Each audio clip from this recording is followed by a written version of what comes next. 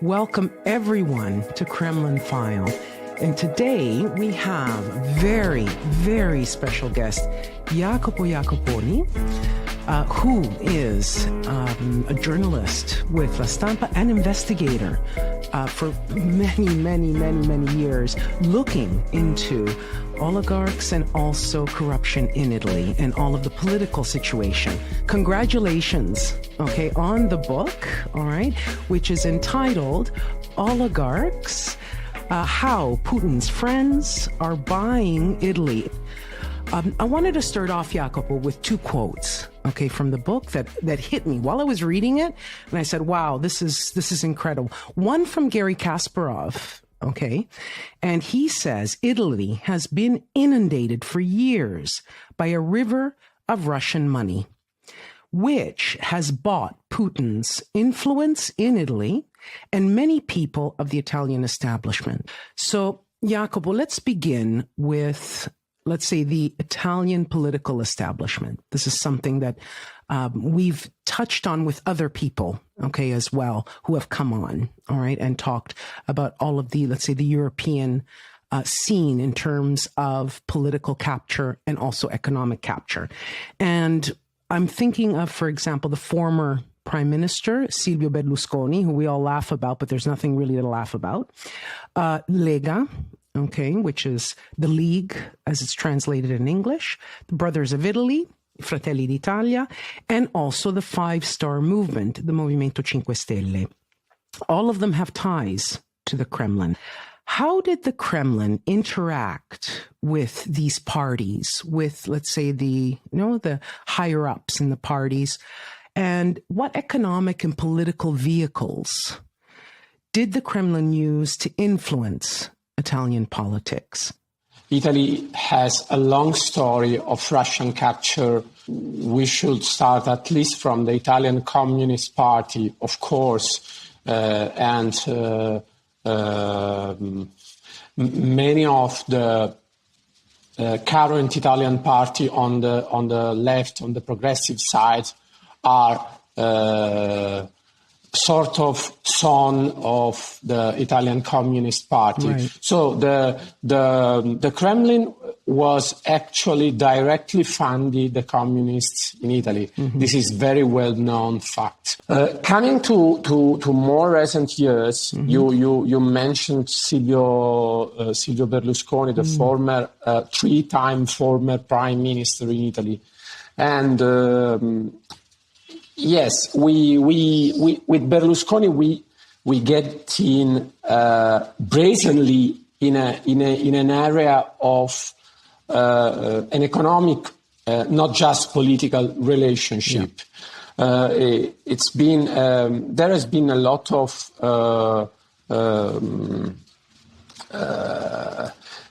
evidences of weird and dangerous relationship between the men of Silvio Berlusconi and the Russians.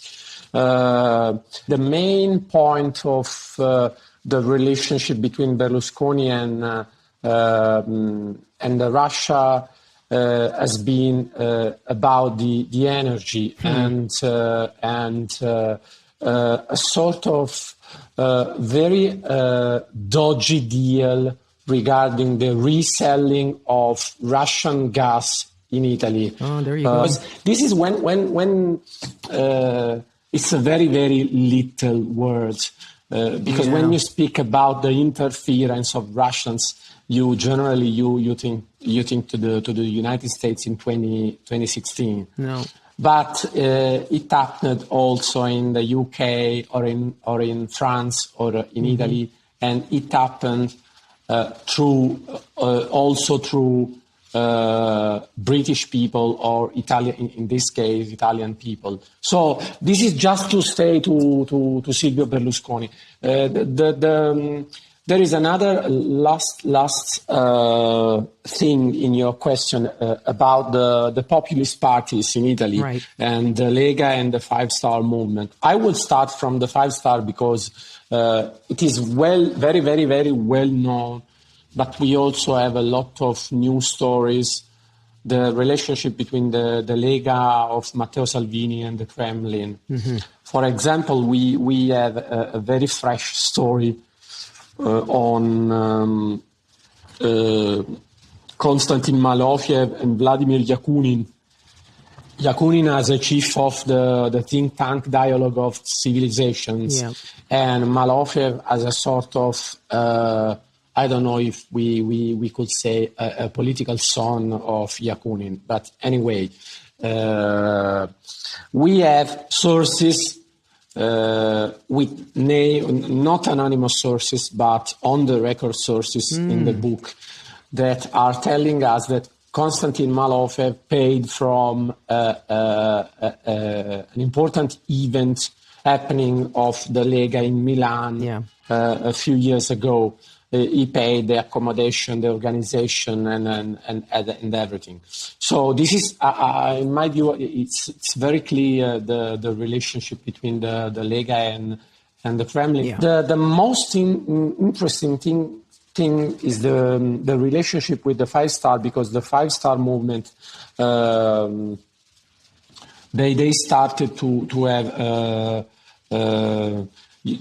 You all possibly remember what Joe Biden and Michael Carpenter wrote on Foreign Affairs, that the Lega and the Five Star have been materially supported from the Kremlin. That's right.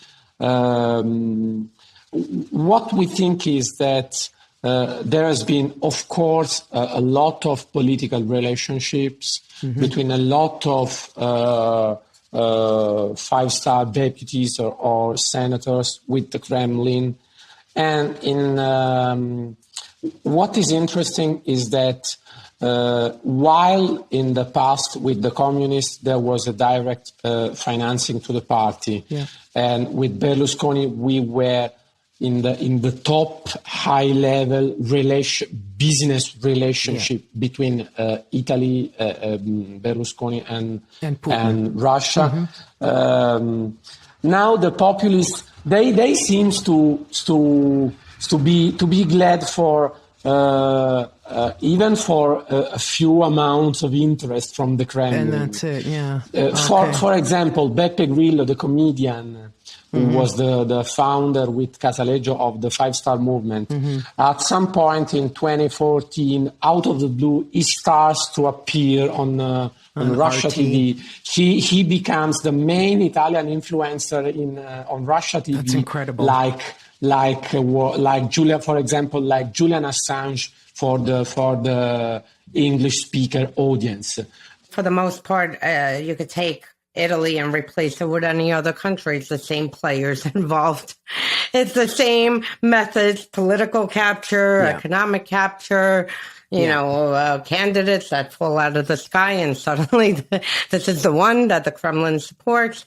I mean, it's amazing. And Malofev, I mean, he's involved in U.S. He's involved in all the far right movements across, Europe, and it's like basically same tactics, same methods, same operations, and same people are involved, and they continue to do this for, decades now. Yeah, it's crazy. This podcast is sponsored by BetterHelp. That's BetterHelp, H-E-L-P. Is there something interfering with your happiness or preventing you from achieving your goals? Well, BetterHelp will assess your needs and match you with your own licensed professional therapist. You can start communicating in under 48 hours. Yeah, it's not a crisis line. It's not self-help.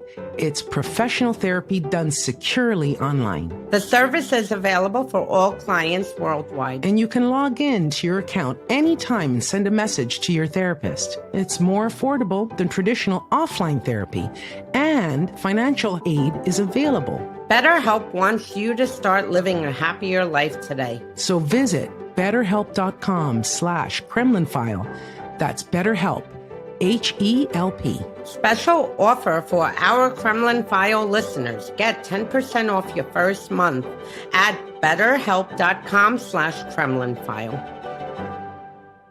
Yeah. All right, moving on. Navalny stated in a statement to EU Parliament that the best way to get at Putin is to freeze the assets of all his cronies, along with other measures, which is, what we've all, been trying to push, because those are the people who move Putin's money. He doesn't have bank accounts in the West. Exactly.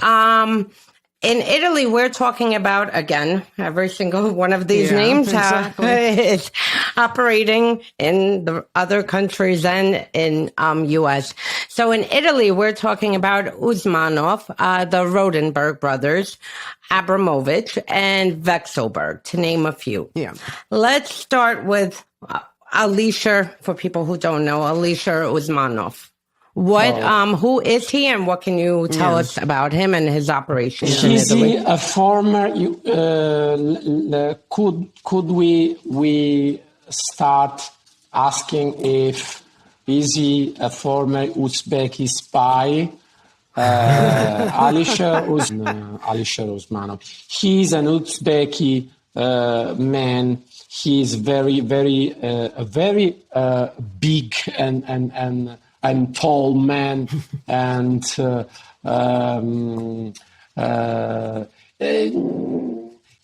they may seem incidental that Usmanov possesses a couple of big boats in Sardinia. One of them was, up to some time, the first or the second largest boat, in luxury boat in the world. And Usmanov funded the entire when the Campidoglio in Rome, which is home of the Italian mayor, has been renewed. Specifically, a large part of the Campidoglio, which is called Sala degli Orazzi, and this has been funded from Usmanov. There are two cells that I want to talk about. One is what is happening in Umbria, because there's two properties, right? And this is really interesting. And then in the north of Italy, there's another cell that you have to tell us about. Okay, let's start from Umbria. Umbria, as you know, is a wonderful region in the middle of Italy. It has wonderful countryside, beautiful cities and small cities, art, food, wine. It's a sort of paradise. We have two important Russian families which are, since a few years, investing money in the real estate in Umbria. And the first one is the Lebedev family, and the father and the son, of course. And the second one is the Yakunin family, the father, Vladimir Yakunin, the boss of the Russian railways, and the son, Andrei Yakunin, who is the owner of a fund which controls another very, very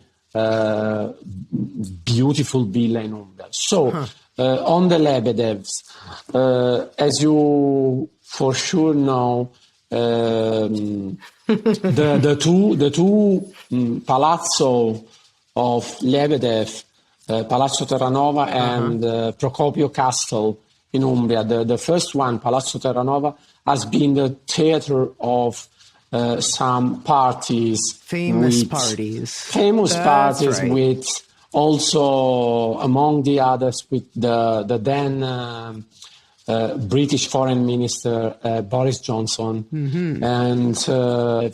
And according to this Italian Intel report, Alexander Lebedev is described the operations of Lebedev in Umbria since 2008 are described as not real estate operations, but literally espionage operations. And interference operations of Russia in Italy. And according to this report of the Italian counter-espionage, Lebedev never ended to be close to the Kremlin, very, very close to the Kremlin. And what's also interesting is that the report has been handed over to the then Italian government run by Giuseppe, the Prime Minister, Giuseppe Conte, then Prime Minister Giuseppe Conte, and nothing happened. Yeah. I forgot to say that Alexander Lebedev is a former KGB colonel who was assigned for the first Russian directorate in the mid-90s in London. So if you have to imagine, while in the book we write that while Vladimir Putin was assigned in the grey Dresda, Alexander Lebedev enjoyed the most interesting London. So this is just weird but anyway, I was going to add to that because when I saw the intelligence report last week, I was like, wait, they just figured this out? I mean, the father is like a very high-level Russian intelligence officer.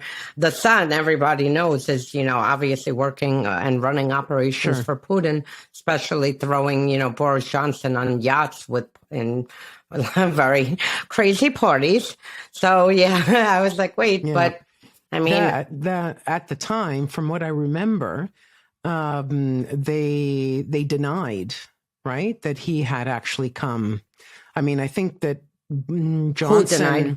No, I'm talking about Johnson, that he had actually visited, right, Lebedev's. Initially, there were pictures. I know, but he had denied it. Johnson didn't deny it initially.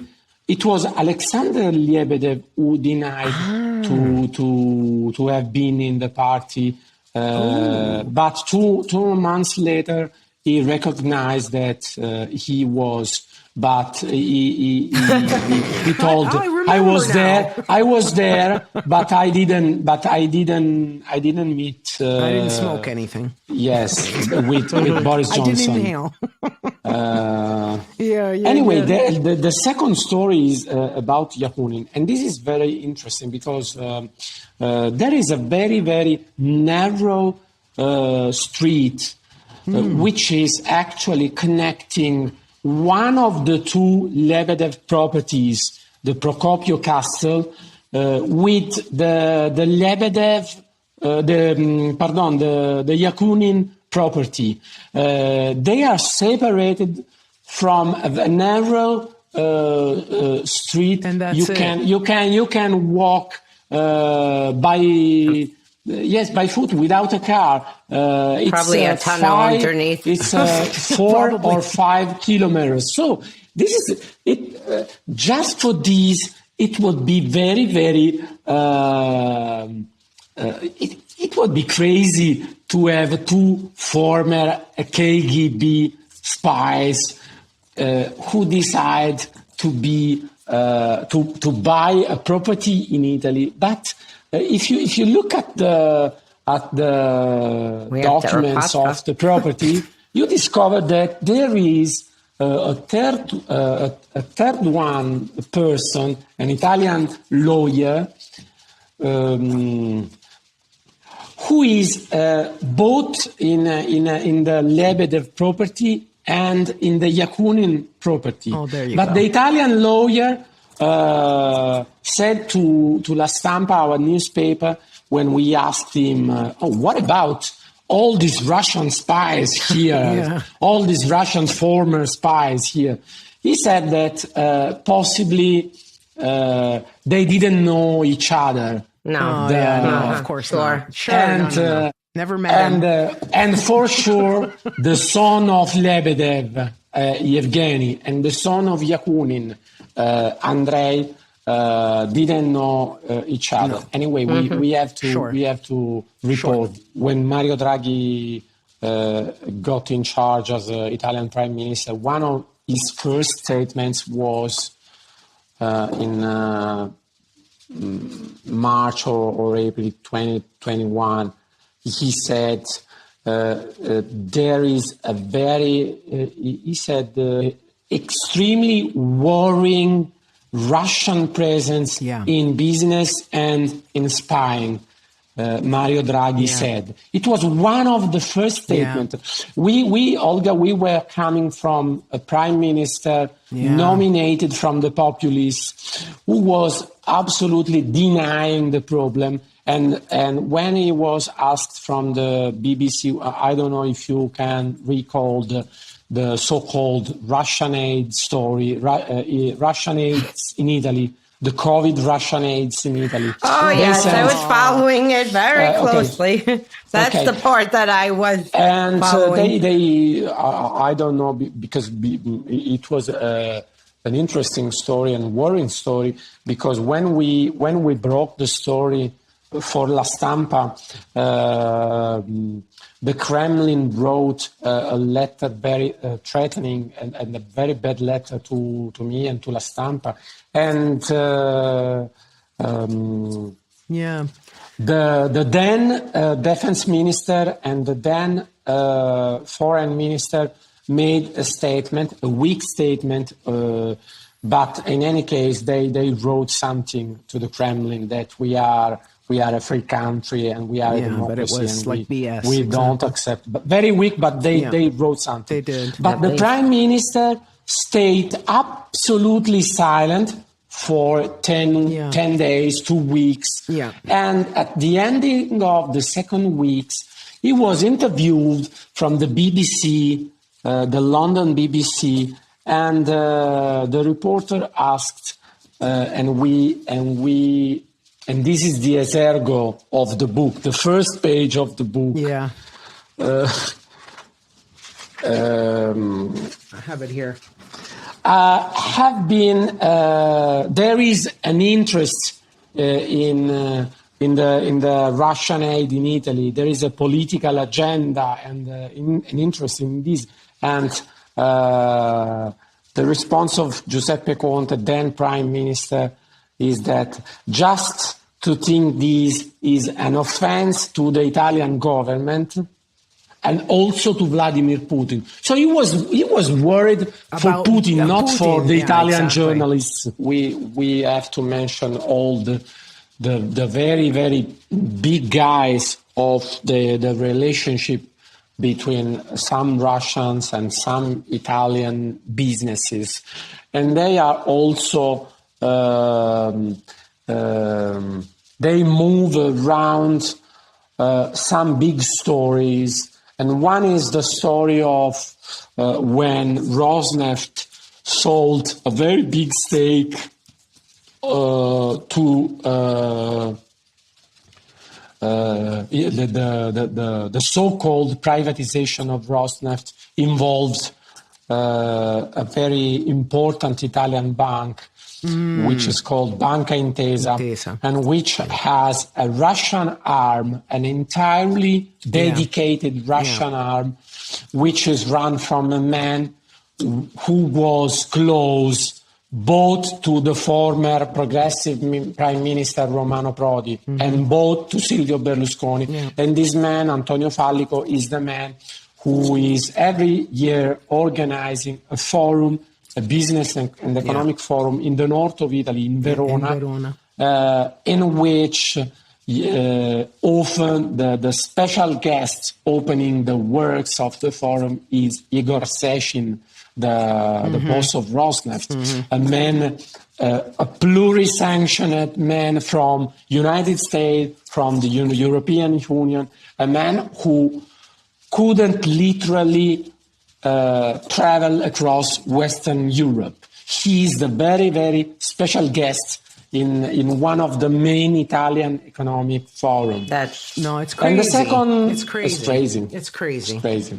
Yeah, and these forums are definitely, more than just forums and gathering of business ideas and how cooperation. And we have it. Same thing. There was an Italian delegation who went to St. Petersburg. Yes, of course. The famous one, Yes, of course. Yeah. No. And sometimes these are the very same persons Yeah, who exactly. Who travel back to and St. forth. Petersburg and come back to Verona. Yeah. The very same guests. Yeah. And Yeah, they're With the same instructions. people. They're bringing, going back and forth. And there are a lot of important Italian companies which, of course, are making business in. Why, for example, in this book, we tell a story of Dimitri Firtash, whom you well know. And Dimitri Firtash has to do with Italy, not just because Firtash had a lot of interest with his group DF in Italy, but also because there is a story in 2014 in which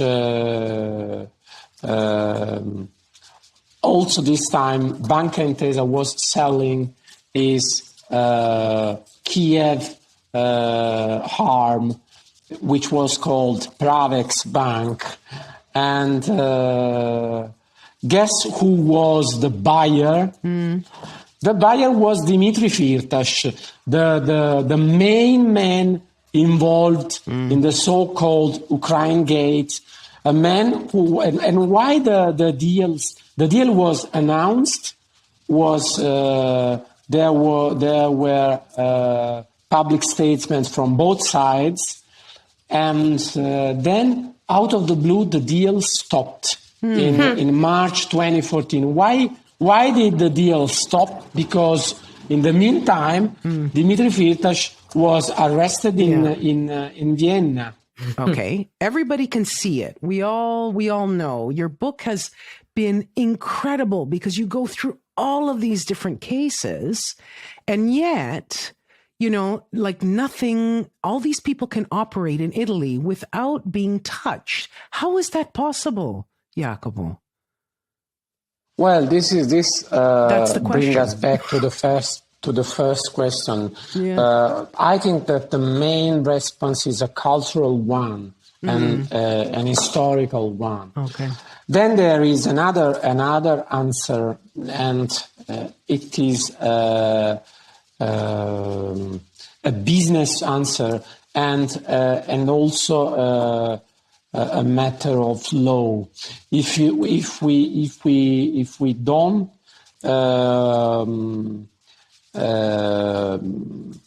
reach enough knowledge on the Russian operations in Italy, in the UK, I suppose that Italy is second just to the UK. In terms, it's okay. on the same level of Germany in terms of Russian capture. Anyway, if we didn't decide as European countries to enhance and to really implement some existing rules, some, for example, European rules, European laws, European directives, and we won't get out from these because in many times it's not a matter of new laws. It's just a matter of implementing the existing European laws, for example, the Magnitsky directives. Yes. Or another important example would be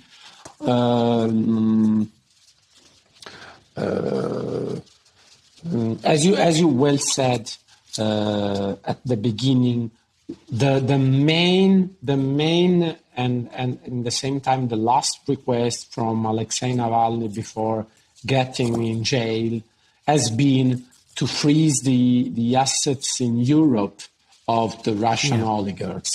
And it will be relatively easy because we know where they are.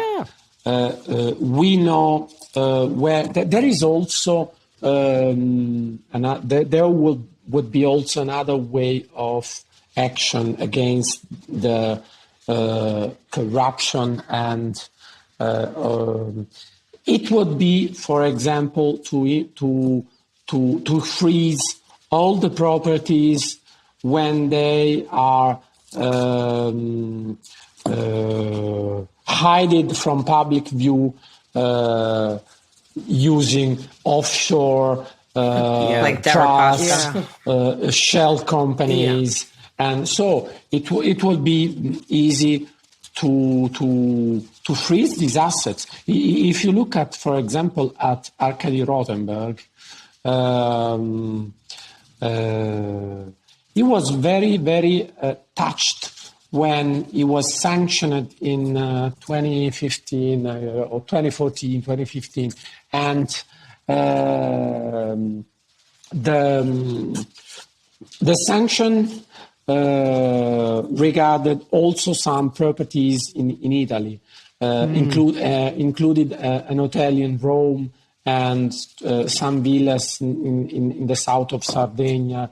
And he asked, he protested because he told that the sanction don't apply to the property, but just to the business, to the money. And I don't have business in Italy, he said.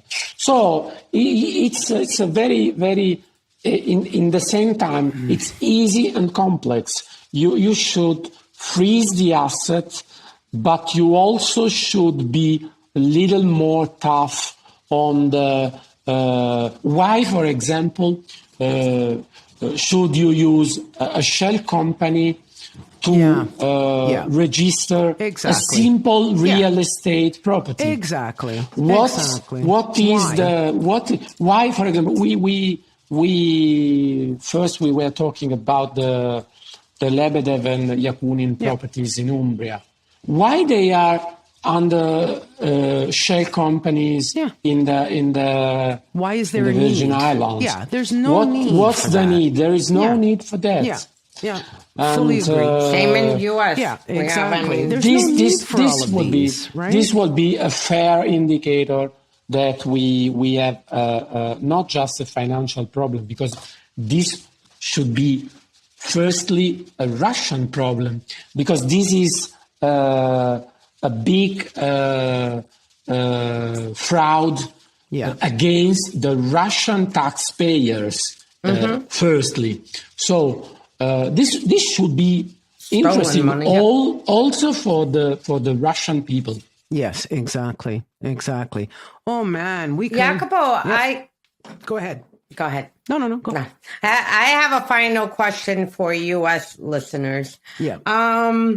We have been hearing a lot about Steve Bannon in U.S. news as one of the planners of the insurrection, the attack on our Capitol.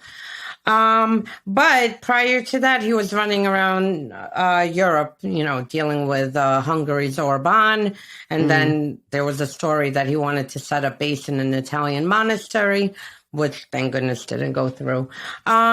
What was he doing in Italy? Because I know that on the bigger picture, he was working with, Putin's far-right cronies, Malofeyev and Dugin. So what were they doing in Italy? Well, I don't know. This is the first, possibly the first book of my last books in which I just incidentally mentioned Steve Bannon because Steve Bannon had a lot to do with Italian politics and Italy in generally, because he has been connected specifically with Giorgia Meloni and with the Brothers of Italy. But before Giorgia Meloni, he got in touch, and this was really weird, with the then chief of the Five Star Movement, who was the son of Gianroberto Casaleggio, the web guru who founded the Five Star Movement.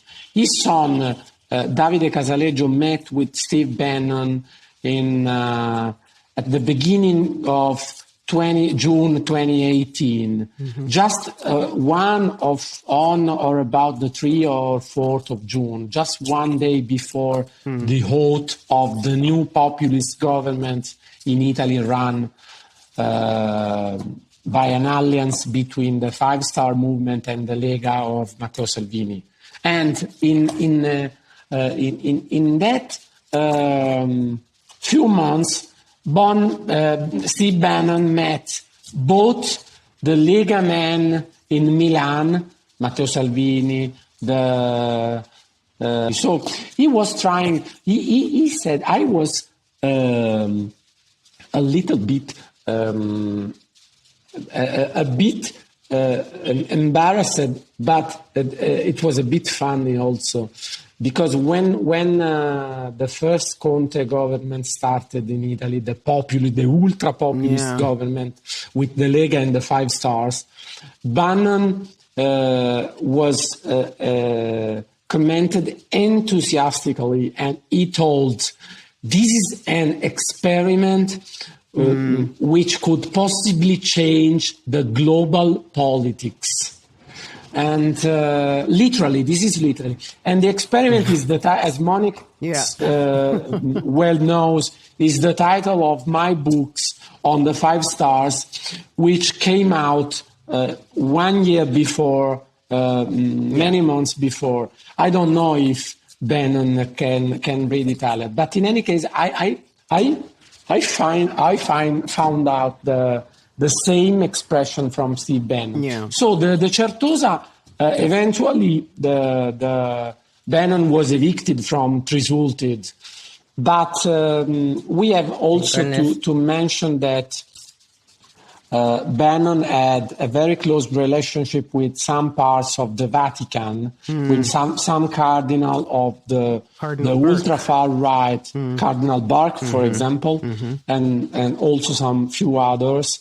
And they were trying to make a cultural, to gain a cultural hegemony within the Vatican, and to try to put under pressure the same Pope Francis, because he said something over migrants that they didn't like at all. And interestingly, that resulted in a social media attack. I mean, disinformation. Of course, this is correct. Yeah. This is very, very right. It resulted in social media attacks and coordinated attacks against Pope Francis over the migrant, his openness to the migrants. Yeah. And there is just a final point to emphasize, is that Steve Bannon, there is one of the characters of our book, who is the chief of the Russian fund, sovereign fund. His name is Kirill Dmitriev, and the one who sent us humanitarian aid to JFK. Exactly. Yeah. He is the man sending a lot of hate. And Combustible ventilator. within the Mueller report,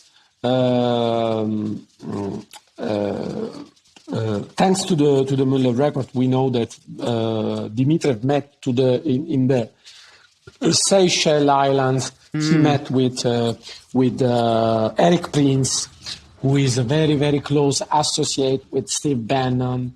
And there are a couple of messages which has been deleted from the mobile phone of Steve Bannon.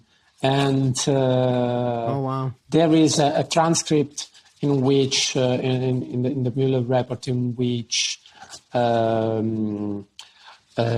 Bannon is explaining to Eric Prince how important is this Russian guy, the chief of the Russian fund, Kirill Dmitriev, who Prince was going to meet in the Seychelles Island. Yeah. And this is a sort of a ring, a global ring. And same people, same characters. Yeah. Same characters. They all come up, whether exactly. US, No, it's Italy, what Jacopo France. is saying. It's sort of like, it's a global, because it's not, right? Ever since we started this podcast, Olga, from the beginning, okay, we've seen how from Russia everything, has moved and Flows. all the different, and all the different connections. And in Jacopo and Gianluca's book, okay, for anyone who wants to get it, by the way, if you get it, I know that the paper copy is probably better, but Jacopo, is there going to be a translation at one point for the paper? I would hope so, because the book created a lot of interest and attention in especially in London. Of course. With some friends of mine. Of course. Especially reporters over the dodgy deals of the Russians in Europe. Yeah, a friend of yours is also coming on the podcast. We're not going to say who it is, but it's a friend of yours. There are a lot of friends of mine, especially in London. Yeah. There are Brave investigators. Londongrad. And of course, they were interested a lot in the Alexander Lebedev story. Of course. But in any case, of course. I think there are a lot of connections and a lot of dots that are strictly related each other. Yeah. Yeah. So if anybody wants to get it before, let's say, the actual translation, which we're crossing our fingers will come out, okay. If you do get it on Kindle, you can also do a translation inside. Okay, I checked. All right. So that way, if you're eager, okay, to find out all of these little, it's incredible, absolutely incredible. And Jacopo, and we'll say also goodbye to Gianluca, who maybe, will be able to listen to us at one point. Jacopo, I'm going to speak. It's all a question of sharing. Yes, exactly. It's all a matter of sharing. Exactly. That's which is what we love to do, right? Now, Jacopo, I'm going to speak in Italian. Olga, I'm going to speak in Italian for 2 seconds. Okay. Jacopo, grazie davvero. Grazie mille che sei venuto. Peccato che non c'era anche Gianluca, ma un grande di cuore, Che bello questo tuo italiano con l'accento un po' canadese e un po'. All the people that are listening in English go, oh my God, what the fuck? She just spoke in Italian. Okay. Let me tell you, Italian is such a beautiful language that you could really be cursing each other out and it sounds like music. We wouldn't know. I mean, okay. So we'll say goodbye to you now. Okay, Jacopo. Thanks Jacopo, to you. Thank you so much. That was amazing. Hey everybody, if you enjoyed this podcast, don't forget to subscribe and please visit our website, KremlinFile.com. This is Season 1, Kremlin File, hosted by Olga Lautman and me, Monique Camargo. This is a Bunker Crew Media production with executive producers Marley Clements, Jack Bryan, Grant DeSimone, Ben Brett, and Jordy Mycelis of Midas Media, with associate producers Ruby Franco and Sarah Metz. Theme music by Oreste Camargo. Sound editing and mixing by Joy Ellett. Subscribe to Kremlin File wherever you listen to podcasts. Thank you. But stay on.